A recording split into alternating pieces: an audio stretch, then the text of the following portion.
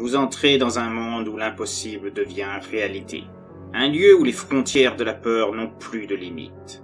Les territoires où psychopathes, démons et autres créatures font de vos cauchemars un quotidien auquel vous ne pouvez échapper. Ce monde, je l'ai créé rien que pour vous. Entrez et venez affronter avec moi ce qu'il y a au-delà du portail, des histoires de l'autre monde. Bonjour à vous, chères créatures. L'idée de base de cette vidéo m'a été offerte par Apocalypse, qui m'a déjà permis de créer le Dévoreur de cœur. J'ai dû opérer quelques menus changements à la proposition de départ, car certains éléments étaient trop proches d'une figure bien connue de l'horreur et d'une autre plus ancrée dans le creepypasta. Néanmoins, je me suis servi de ces références pour les ancrer dans le script final afin de démarquer le personnage de ces classiques du monde horrifique. Au départ, l'histoire se situait intégralement au sein d'un hôpital, mais cela faisait trop penser à une autre de mes histoires, l'Ange Noir. Du coup, j'ai gardé le contexte de l'hôpital, mais en second plan, resituant l'intrigue au sein d'une école d'art, ceci afin d'éviter toute redite d'histoire existante. Cependant, j'ai conservé le principe de la créature agissant sur les rêves, afin d'être conforme à ton idée, Apocalypse. Un grand merci à toi de m'avoir apporté cette nouvelle créature et son concept au sein de mon univers. Vous allez donc faire la connaissance d'un jeune garçon placé de force par ses parents au sein d'une école artistique renommée afin de suivre les traces de son frère. Mais ce lieu est le terrain de chasse d'une créature officiant la nuit, suivant un cycle particulier, et s'en prenant aux élèves en agissant sur leurs rêves, laissant ses victimes dans un état de terreur intense dans le regard. Le début d'un cauchemar qui trouve ses sources dans le terrain où a été érigée l'école, qui est situé en plein cœur des territoires de l'autre monde. Nightmare Man. Je ne sais pas qui il est exactement. Je ne sais pas ce qu'il est. Mais je sais de quoi il est capable pour avoir vu de quelle manière il procède pour tuer. La première fois que j'ai aperçu sa silhouette dans les couloirs de l'école où mes parents m'ont intégré de force, j'ai cru être sujet à des hallucinations dues au malaise que j'ai ressenti dès le départ dans cet établissement. Une sorte d'effet secondaire de ma frustration. Moi, je voulais faire des études dans la médecine, sauver des vies. Mais mes parents ont jugé que c'était une activité qui ne convenait pas à quelqu'un comme moi. Ils ne pouvaient accepter que je me salisse les mains pour permettre à des asociaux ou des inconnus de conserver une vie qu'ils avaient gâchée. Je me devais d'apprendre les rudiments de l'art selon eux, pour le prestige de notre famille. Celle-ci comporte un grand nombre d'artistes, tous ayant une notoriété très importante, aidés en cela par des réseaux sociaux qui ont toujours favorisé notre caste sociale. Des sculpteurs, des musiciens, des peintres, des directeurs artistiques dans le théâtre ou l'opéra. Tous ont contribué à faire de notre famille l'une des plus en vue de la planète à travers leurs œuvres. Il était inconcevable pour mon père et ma mère de ne pas suivre la trace de mes oncles, mes tantes, mes cousins, et surtout mon frère. La fierté ultime. Celui qui est parvenu à hisser l'art contemporain au niveau des grands noms de la peinture. Certains critiques spécialisés ayant comparé ses œuvres à celles intemporelles de Monet, Gauguin, Renoir ou Rembrandt, en termes de qualité incontestable. Subjugué par sa manière de transposer le quotidien présent sur ses toiles à un summum de réalisme et de poésie. Du coup, pour mes parents, il leur était impossible de concevoir que moi je n'ai pas hérité du même talent artistique. J'ai bien essayé de leur démontrer que je ne valais déjà rien en dessin. Alors peindre, c'était au-dessus de toute ambition de ma part dans ce domaine. Mais ils n'ont rien voulu savoir, convaincus qu'ils étaient que mon talent ne demandait qu'à être réveillé au sein d'une école digne de ce nom. Et la Delaware High School of Art of Graphics, qui n'existait pourtant que depuis quelques mois, jouissait déjà d'une solide réputation. Et 10 des élèves y ayant étudié étaient déjà sous les feux des projecteurs, par leurs aptitudes exceptionnelles dans l'art du dessin et de la peinture. Aux yeux de mes géniteurs, aucune autre école ne serait capable de me faire passer de vilain petit canard à celui de virtuose. Mais au lieu de ça, ils n'ont fait que m'envoyer en plein cœur du nid d'un monstre ne voyant dans les artistes en herbe y officiant que des mets de choix pour ses pulsions meurtrières et sa soif de peur. Bien que les instances de l'école aient pu parvenir à masquer la vérité aux yeux des médias, à coups de pots de vin et de silence acheté auprès des parents des élèves victimes de cette créature, certaines rumeurs avaient pu fuiter sur le net. Des rumeurs dont mes parents se moquaient bien, prétextant qu'il ne s'agissait que de ragots, inventés de toutes parts, et visant à discréditer une école aux résultats bien plus probants que d'autres écoles étant installées dans le milieu artistique depuis bien plus longtemps. Mais ce que je pris au départ pour la personnification d'une légende bien connue du creepypasta, l'homme au chapeau, créé par mon cerveau avide de ces histoires sous forme de vision, s'est révélé bien plus terrible que ce personnage phare des récits horrifiques sévissant sur le net, et relayé sur des plateformes de vidéos telles YouTube à travers la voix de conteurs ou de spécialistes du paranormal. Aujourd'hui, comme beaucoup d'autres comme moi, je pense, je serais incapable de vous dire si le Hetman existe réellement. En revanche, celui que j'ai pris au départ pour lui, le Nightmare Man, le nom que je lui ai donné, s'est révélé être bien réel. Et j'ai eu le malheur de me trouver sur son terrain de chasse. Et pire encore, de voir de mes yeux la réalité derrière ce que j'ai pris pour un chapeau sur le dessus de son crâne, alors que ce n'était rien d'autre qu'un assemblage de monstruosités, tout aussi horrible que l'être de cauchemar sur lequel elle se trouvait. Cette école, ce lieu, ce n'était que des territoires permettant à cette horreur vivante de se nourrir. Un garde-manger dans une substance particulière dont elle était très friande. La peur. Ou plutôt l'essence de peur, telle qu'il me semble plus logique de la désigner. Car cette créature, ce monstre, le Nightmare Man, il puise ce dont il a besoin non pas par le biais de la peur ressentie à sa vue, mais par celle qu'il crée de toutes pièces, en faisant naître des rêves peuplés des angoisses les plus profondes, habitant dans les victimes de ses attaques nocturnes. Comment je le sais? Parce que je l'ai vécu un court instant. Et si je peux vous raconter mon histoire aujourd'hui et la réalité de l'existence de cette abomination qu'est le Nightmare Man, c'est parce que je suis parvenu à me défaire de son emprise. J'ai réussi à faire échouer sa tentative de me tuer de l'intérieur, en succombant à mes peurs. Je vous vois venir. Je sens votre incrédulité à cause des mots que je viens de vous fournir.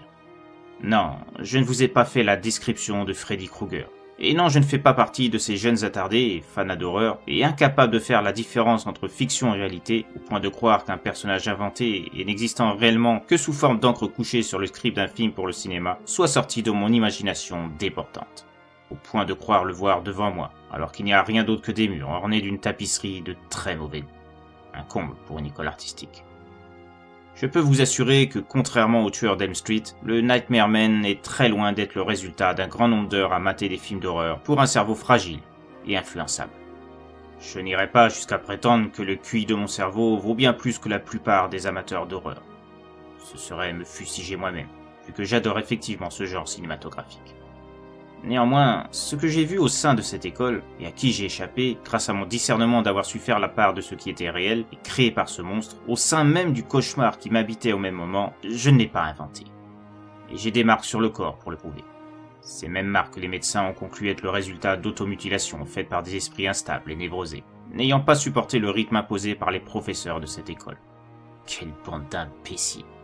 Ils ont pourtant vu les notes de ces mêmes élèves qu'ils n'ont pas hésité à traiter d'adolescents au cerveau dérangé.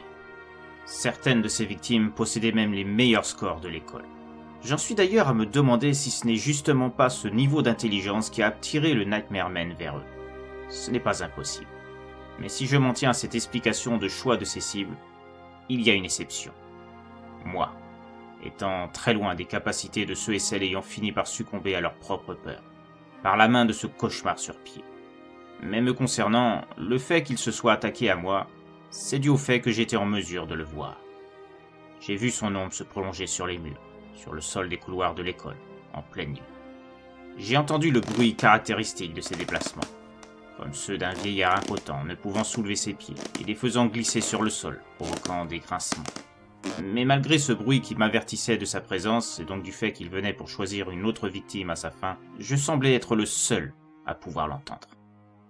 Je n'ai jamais vu une porte de chambre s'ouvrir, faisant sortir un élève ou un professeur, désireux de savoir l'origine de ces couinements à la limite du supportable. Je ne sais pas ce qu'il y a en moi qui me permet de savoir quand il est là. Peut-être est-ce un don enfoui en moi, une gêne héritée d'un de mes ancêtres, dont mes parents auraient omis de me parler, car le jugeant ridicule, et résultant des propos d'aïeuls qu'il préférait oublier. Mais le fait est là. J'ai ce pouvoir. J'ai en moi cette faculté de déceler la progression du Nightmare Man en ces lieux. J'ai ma propre interprétation de l'impossibilité de cette créature de ne pouvoir se mouvoir comme tout autre bipède normalement constitué. Je pense que c'est dû à ce qui compose ce que je pensais être un chapeau sur le dessus de la tête de ce monstre. Le poids représenté par les excroissances qui le forment doit être conséquent, et oblige le Nightmare Man à n'avoir d'autre choix que de traîner la patte pour avancer.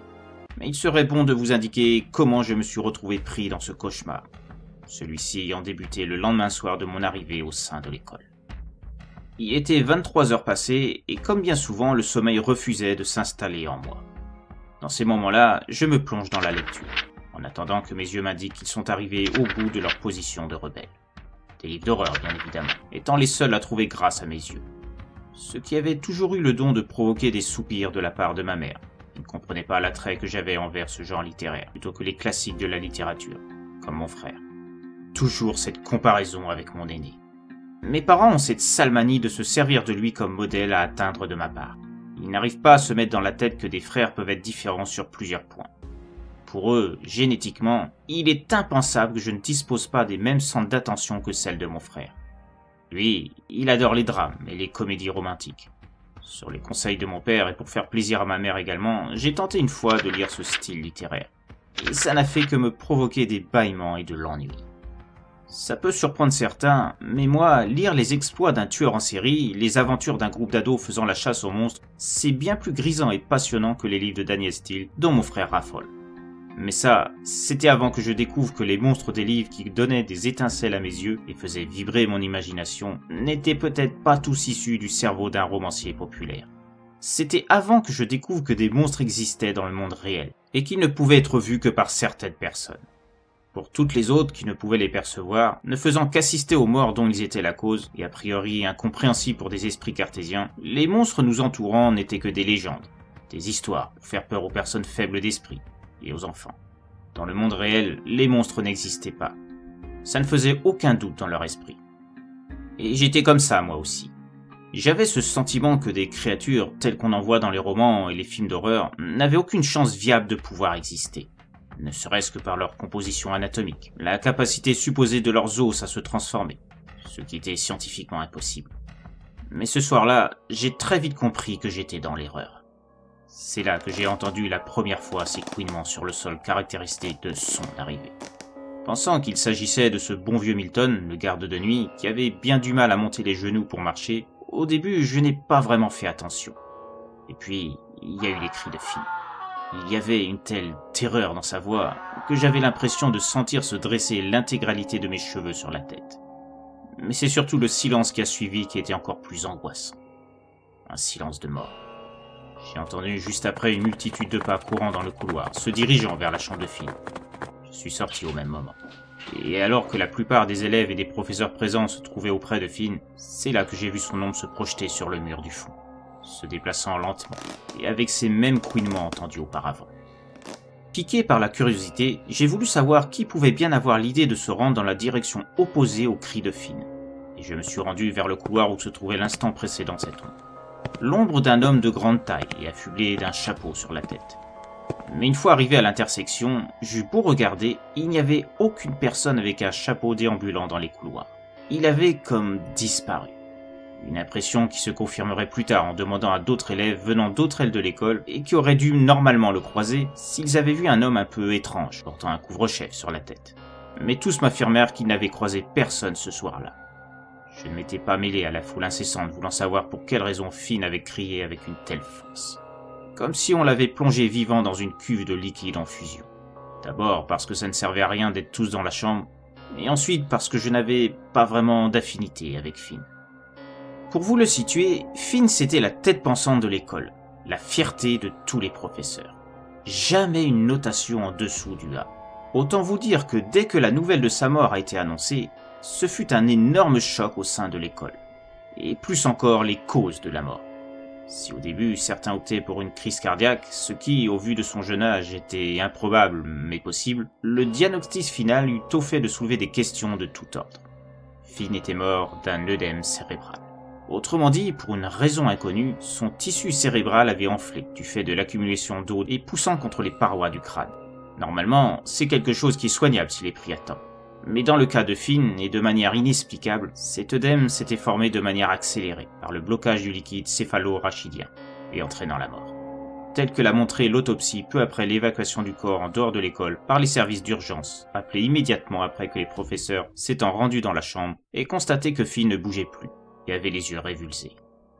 Certains ont ironisé par la suite, disant que Finn était tellement intelligent que son cerveau n'avait pas supporté la pression exercée par les connaissances accumulées. Mais ce genre de blague fut vite dénoncé, et les mauvais plaisants punis sévèrement pour irrespect envers un camarade décédé.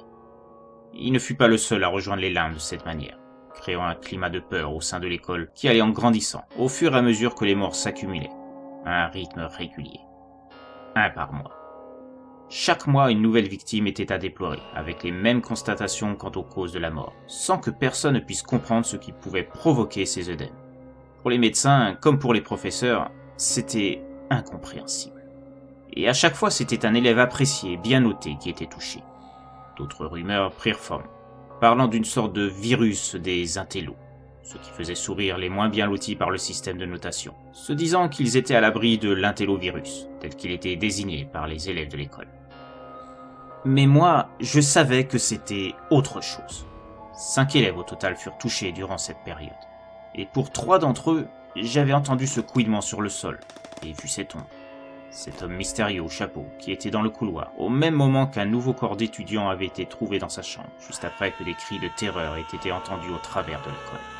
Pour les 2 autres, si je n'ai rien entendu, c'était parce que les élèves touchés se trouvaient dans une autre aile de l'école, loin de celle où je me trouvais. Et un soir, j'ai à nouveau entendu ce grincement sur le parquet. Et alors, je savais que l'homme responsable de ces morts, car cela était devenu une évidence pour moi, s'apprêtait à faire une nouvelle victime. J'ai bien tenté de parler au directeur de l'établissement de cet homme, dont je n'avais vu que l'ombre se déplaçant sur le mur. Mais au vu de ma description sommaire, je n'ai eu pour réponse que le fait que j'avais dû être choqué par toutes ces morts, et que cela m'avait provoqué des hallucinations, afin de trouver une autre explication que celle ayant conclu à la mort des étudiants. Selon lui, je n'acceptais pas ces morts, malgré moi. Mon cerveau créait cette impression donc. Qui plus est, le directeur m'indiquait qu'aucun adulte dans l'école ne portait de chapeau. Et il était impossible qu'un étranger pût pénétrer au sein de l'école.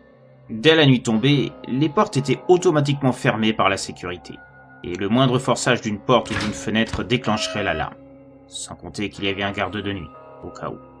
Comprenant que personne ne porterait crédit aux divagations d'un simple élève, soi-disant perturbé par les morts de ses camarades, je savais qu'il me faudrait prouver que je n'étais pas fou, et qu'il y avait bien quelque chose qui tuait les élèves de l'école, et usant de je ne savais quel outil pour provoquer ces morts qui n'avaient pas de sens logique.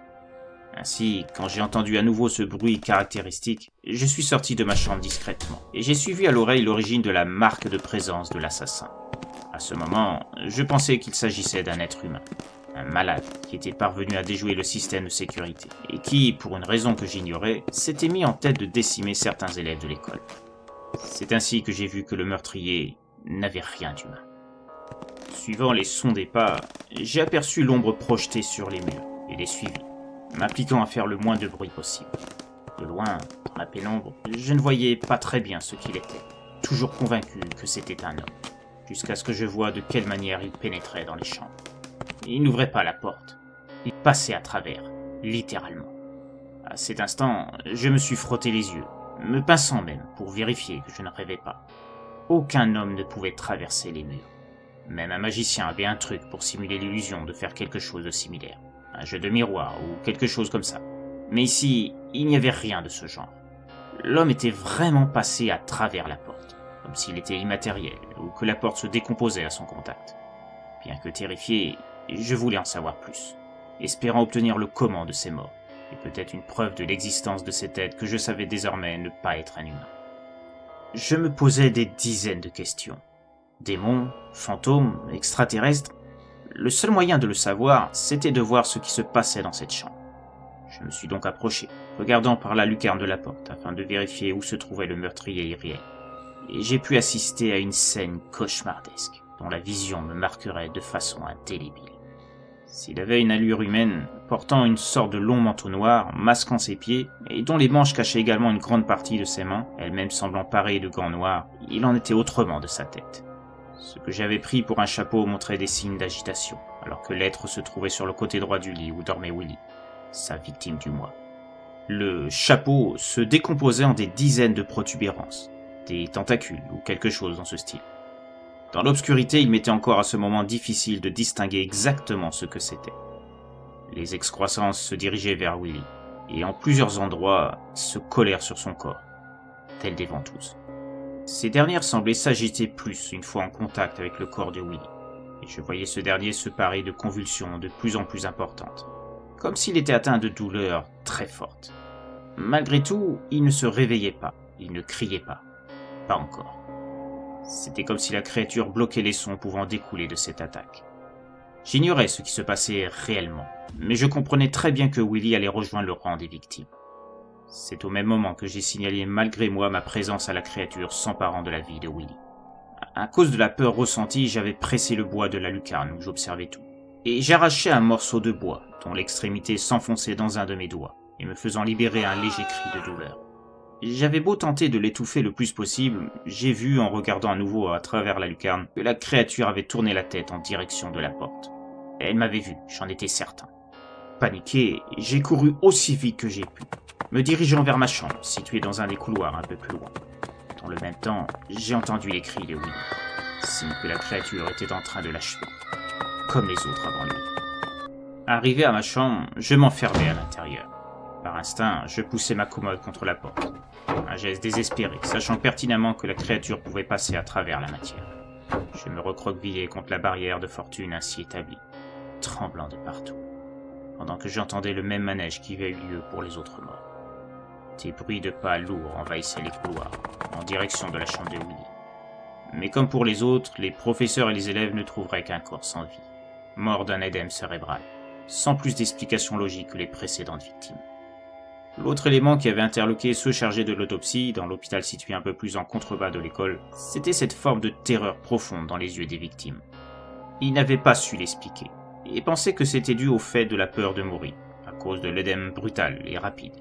Mais après ce que j'avais vu, je savais que c'était dû à ce que faisait subir cette chose à ses victimes, par l'intermédiaire de ces excroissances que j'avais pris pour un chapeau, à cause de la pénombre qui m'avait jusqu'alors empêché de le voir distinctement.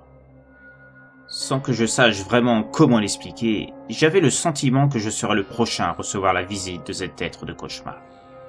Ce qui me rassurait, c'était que cela n'arriverait que le mois suivant, la créature respectant un cycle régulier.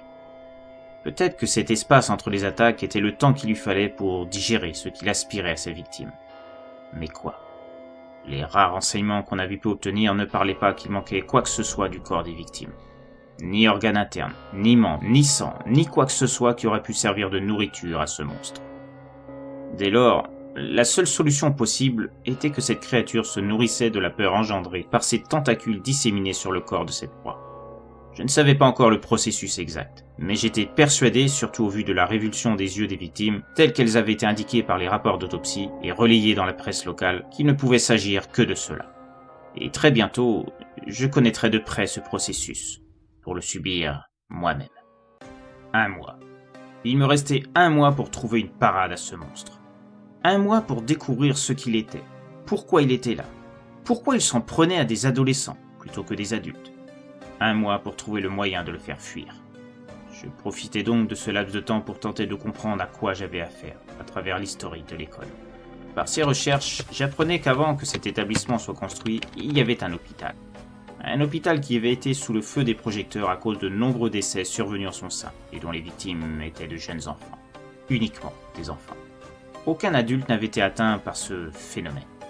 Chaque mois, un enfant hospitalisé était trouvé mort dans son lit par les infirmières de l'établissement.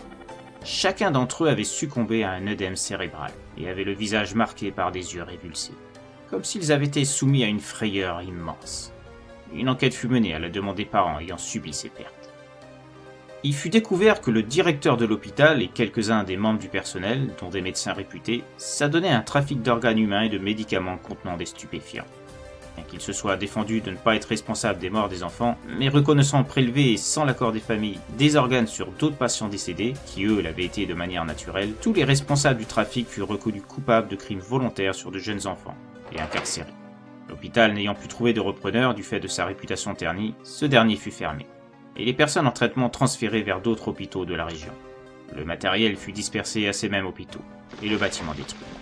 Pendant 12 ans, le terrain resta vierge de toute construction, jusqu'à ce que l'école où je me trouvais fût érigée sur les ruines de l'ancien hôpital. En poussant mes recherches vers d'autres sites plus spécialisés dans le paranormal, j'ai trouvé un article parlant de ce fameux hôpital. Un article où il était indiqué que l'endroit où se trouvait l'édifice hospitalier était connu autrefois pour abriter sous son sol une des portes de l'enfer. Une porte qui fut scellée par un ordre mystique en des temps anciens. Néanmoins, par crainte, les habitants de la région ont appris à tenir compte de ces rumeurs de portes de l'enfer. Aucune culture ne pouvait pousser, et les animaux paniquaient quand ils passaient à proximité.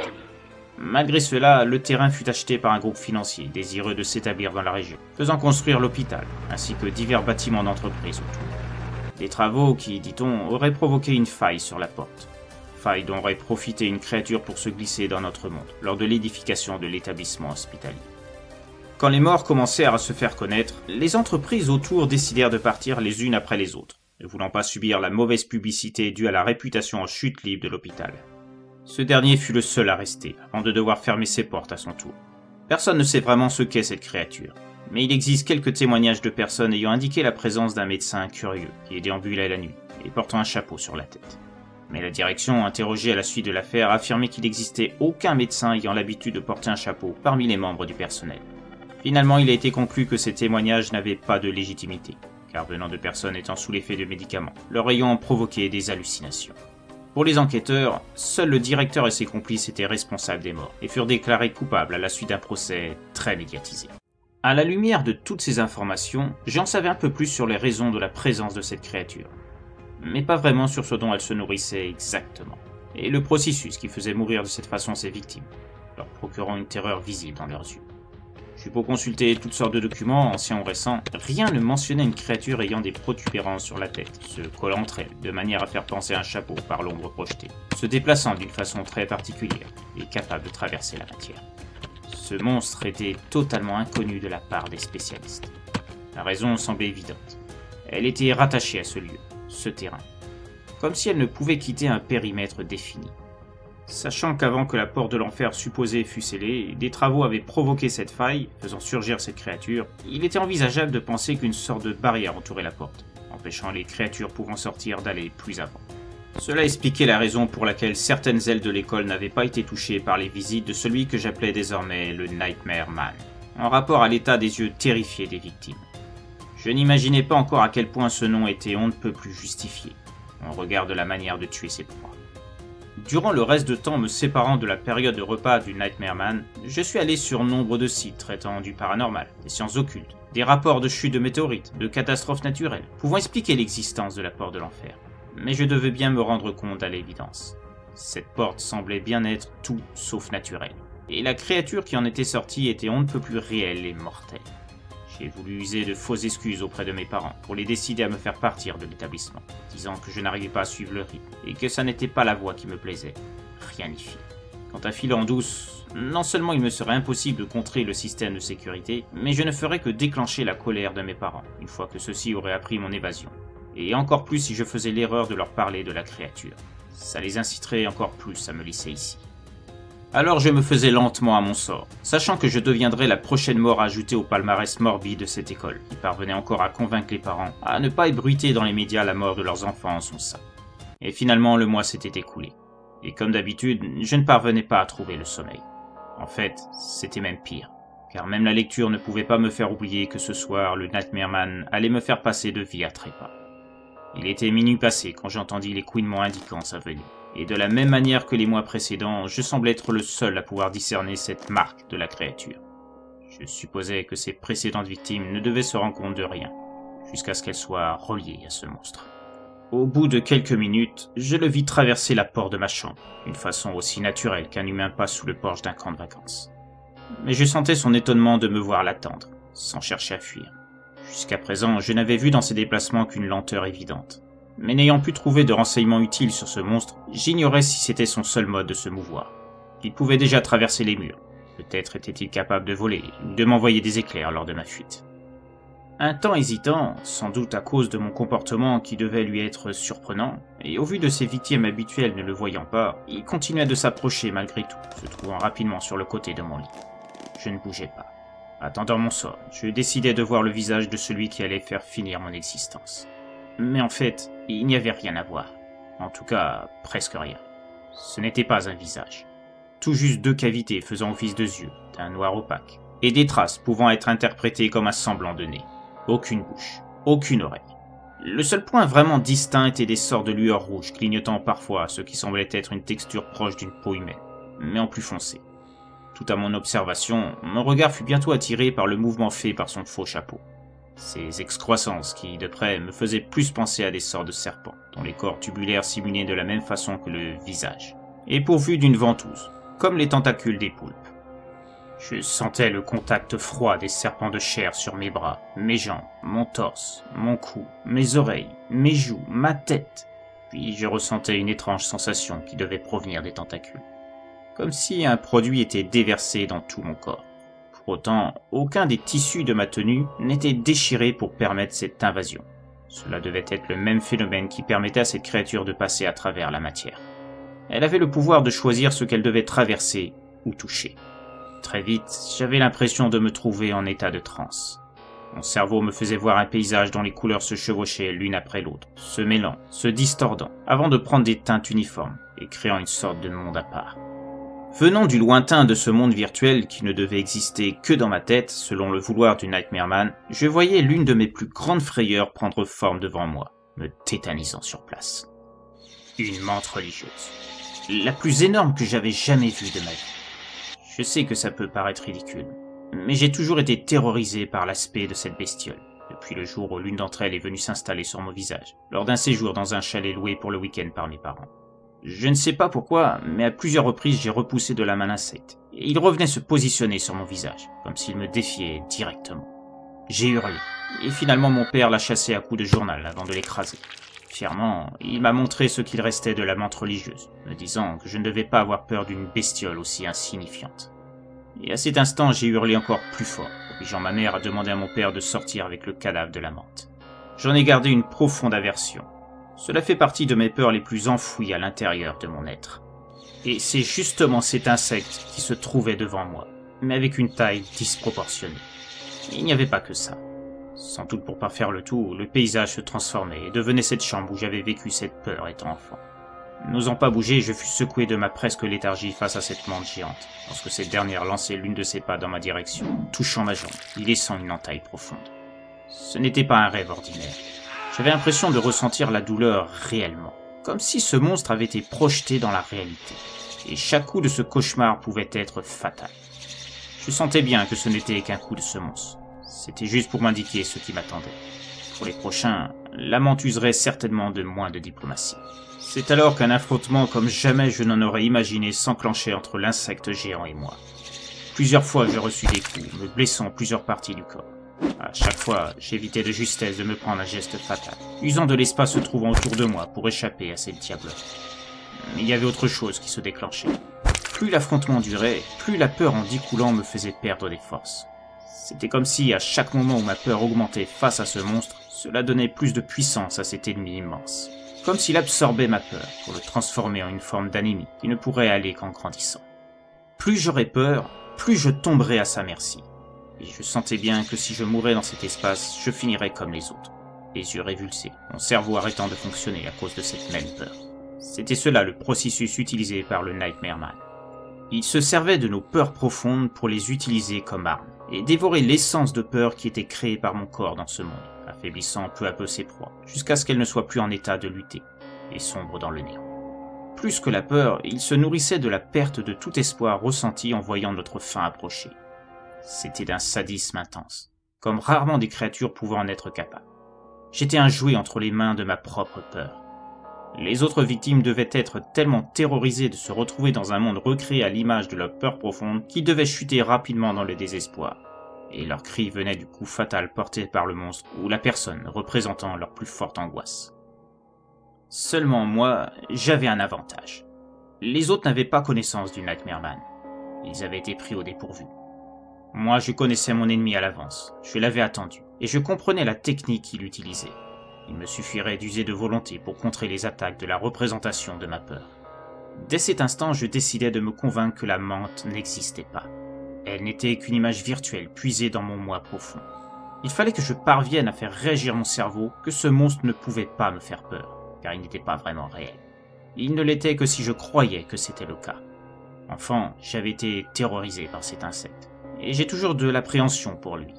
Mais j'avais grandi, et je pouvais jouer sur l'effet de surprise. J'avais bien vu la réaction du Nightmare Man en se rendant compte que je pouvais le voir, et que je ne cherchais pas à fuir, mais au contraire que j'attendais mon châtiment. Il fallait que j'use de la même méthode pour déstabiliser cette représentation qui se trouvait en face de moi. Cela me prit du temps, mais je puisais en moi des sources positives de ma vie, même si elles étaient peu nombreuses.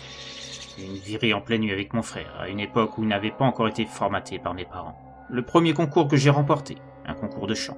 La montre offerte par mon père pour me récompenser de ce stage à son entreprise où je l'avais surpris de ma compréhension des tâches budgétaires. Des choses simples, parfois anecdotiques, mais qui eurent l'effet escompté.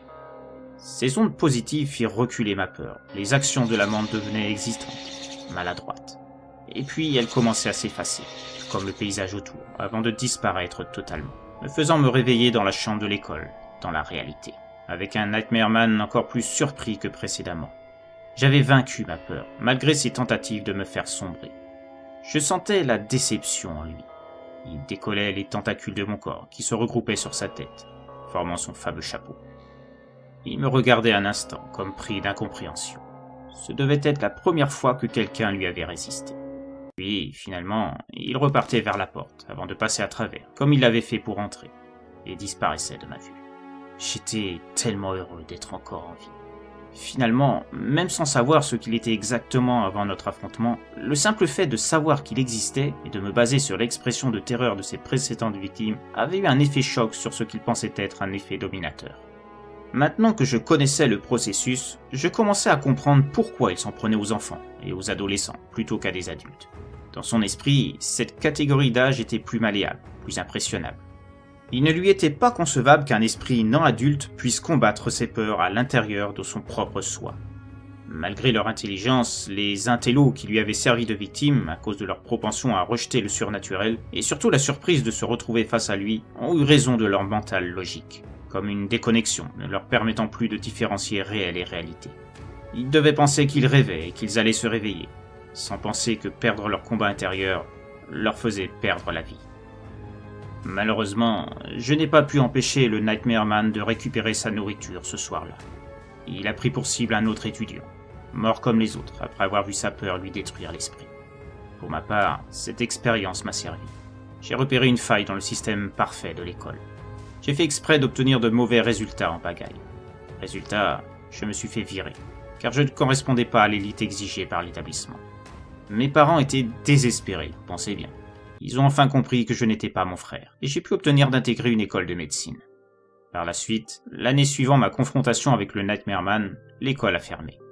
L'un des parents d'une des victimes n'a pas accepté de se taire pour ne pas faire perdre du prestige à l'établissement. Un scandale sans précédent qui a fait l'affaire des autres écoles du même type ayant perdu nombre d'inscriptions à cause de la Delaware High School of Arts and Graphics. Et le Nightmare Man, me direz-vous? Je le soupçonne de procéder à une forme d'hibernation. Il s'est passé plusieurs années entre la destruction de l'ancien hôpital et la construction de l'école. Plusieurs années durant lesquelles le Nightmare Man n'a pu officier, et n'a donc pu faire de victime. Condamné à rester dans ce périmètre qu'il ne peut franchir. En tout cas, c'est ce que je croyais. Mais le mois dernier, par suite de la visite d'un groupe d'enquêteurs du paranormal au sein de l'école, qui comportait un spécialiste en sceaux, j'ai entendu parler d'une mort mystérieuse dans les locaux d'un centre de redressement pour adolescents. Un peu plus au nord de la ville proche de l'école désormais fermée. Une mort due à un édème cérébral et qui a surpris toute l'équipe éducative. Mais je ne peux rien y faire. Seuls ceux qui sont choisis comme ci peuvent lutter intérieurement face à cette créature. De l'extérieur, personne ne peut contrer les agissements du Nightmare Man. Je ne dois ma propre survie qu'à ma volonté de briser ma peur. Et parler de ce monstre? Franchement, vous pensez vraiment qu'on va croire les divagations d'un petit médecin qui a eu des notes déplorables dans une école d'art? Si je relate cette histoire ici, c'est plus par acquis de conscience qu'autre chose, juste pour qu'il y ait une trace de l'existence de ce monstre. Comme ça, si quelqu'un en vient aux mêmes conclusions que j'ai eues, en cherchant le moyen de combattre cette monstruosité, il aura plus de connaissances que j'en ai eu pour la vaincre. C'est tout ce que je peux faire à mon niveau, et c'est déjà beaucoup. Alors, si vous aussi un jour vous voyez les morts s'accumuler autour de vous avec les mêmes symptômes que ceux que je vous ai décrits, vous savez ce qu'il vous reste à faire. Apprendre à affronter vos peurs les plus profondes pour espérer vivre encore demain et vaincre le Nightmare Man. Comme le protagoniste de cette histoire, nous avons tous en nous des peurs profondes dont les sources peuvent être diverses. Un choc émotionnel, un accident, une expérience malheureuse. Des événements qui se transforment en terreur à leur simple évocation et qu'on tente de placer dans une petite boîte mentale en espérant qu'elle n'en sorte plus. Une créature comme le Nightmare Man n'est pas la seule à se servir des peurs pour se nourrir ou tuer. La plus célèbre d'entre toutes reste Freddy Krueger, initié par Wes Craven en 1984, devenu depuis une des plus grandes icônes de l'horreur. Afin de ne pas être trop proche de ce personnage, j'ai établi au Nightmare Man des origines très différentes, et un mode d'action sur les rêves à part. Il ne peut pas agir directement à distance comme le tueur d'Elm Street, et ne peut agir que la nuit du fait de son mode de déplacement. Il doit avoir un contact physique. Mais dès lors que c'est fait, à moins d'avoir une force mentale exceptionnelle comme pour le jeune garçon de cette histoire, qui est parvenu à se défaire de l'emprise de cette créature, on ne peut pas lui échapper, terrassé par ses propres peurs. En tout cas, à nouveau, je ne peux que remercier Apocalypse de m'avoir apporté le concept de cette créature. Et il se pourrait que le Nightmare Man ait droit à un second volet, suivant l'impact et la popularité de cette vidéo. N'hésitez pas à me dire en commentaire si vous désirez son retour. Mais il est temps de vous laisser. Et de vous dire à très bientôt pour une nouvelle histoire de l'autre monde.